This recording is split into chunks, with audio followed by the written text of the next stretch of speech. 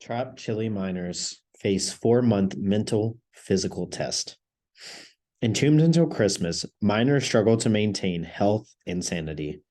By Kerathan. The good news: weeks after a cave in, 33 miners in Chile have been found alive in a deep shelter. The bad news: they're trapped there, possibly till Christmas. Another cave in is possible, though unlikely.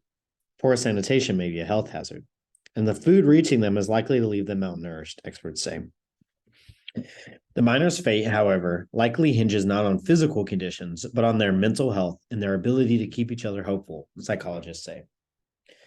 If the miners who are trapped can bond and work together to tick off the days they are separated from their families and friends, it would help them survive the ordeal, said John Casiapo, a psychologist who specializes in social isolation in humans and animals at the University of Chicago. Chilean miners survived on tuna and milk. The ordeal began on August 5th.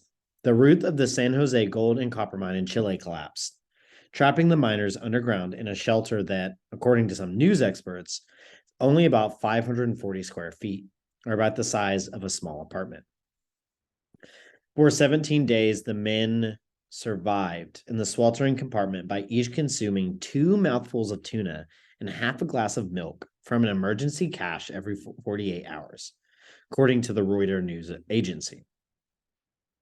But on Sunday, engineers reported that a 6-inch wide borehole had reached the miners' shelter, nearly half a mile underground.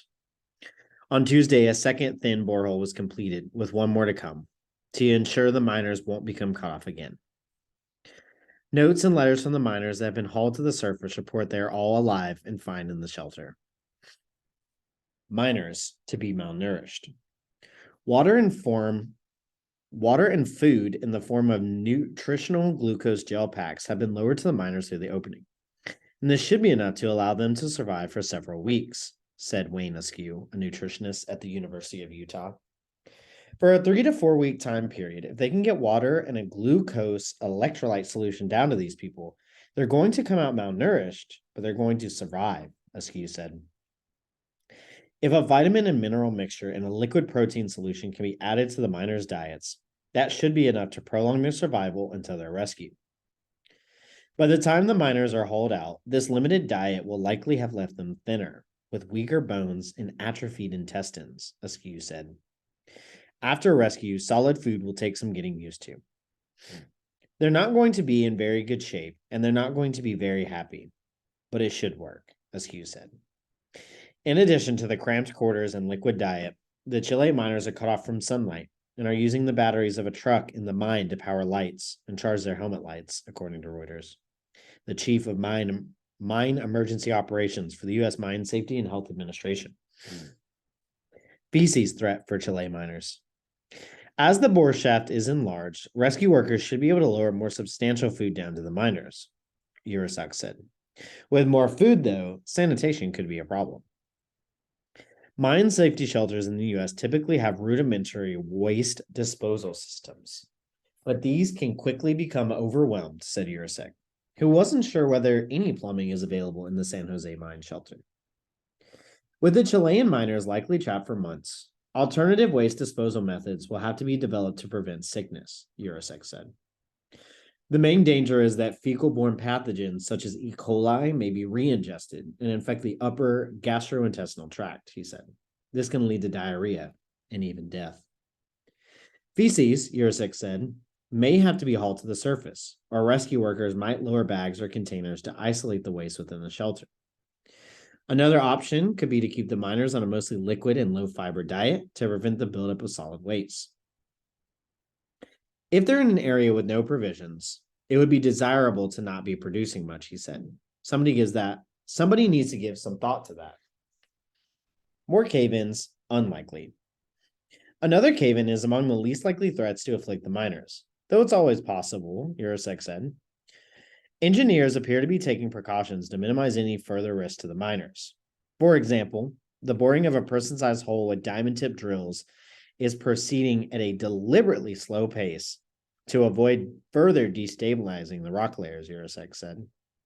They have a lot of things to do, so I can see why it's taking so long. Psychological ordeal for miners. The long wait for rescue won't be easy for the miners, and it will be vital that they find ways to occupy their time and help each other remain optimistic, University of Chicago's Casiopo said. If they're a cohesive group and there's reason to think they can get out alive, they're likely to be fine. If they were not cohesive to start with, it would be worth trying to do something to build group cohesion. Rescue workers should try to give the miners simple tasks such as writing letters to their families, anything to help pass the time and stay connected to loved ones, he added. Give them a clock and calendar so they can standardize their lives. It's like a 120-day sentence, and it's not solitary confinement. So they can do it together. Antipathy is virulent. If social order breaks down among the miners, or if one of them begins feeling ostracized, trouble could ensue. If one of them starts feeling isolated, it can spread like wildfire, and it can be devastating to their morale. Studies have shown that perceived social isolation can lead to depression, as well as increased hostility. It can also interfere with sleep, and increase stress hormones. Physical health, he added, can have a concrete effect on mental health. If they start to get sick and die, a lot can change, because the all for one and one for all mentality works as long as everyone's surviving. When they start to perish, you have new stressors being added. How well the miners get along through their ordeal will also affect whether the experience leaves behind psychological scars. There should be few, if any, long-term consequences. They can do it. MSHA's Eurosec said the Chilean incident could end up being the longest case of trapped miners that he knows of, but he is hopeful that there will be a happy ending. Miners are a tough breed. I really believe that they can do it, he said. Now that the rescue workers have found them, they're going to do everything in their power to get them out.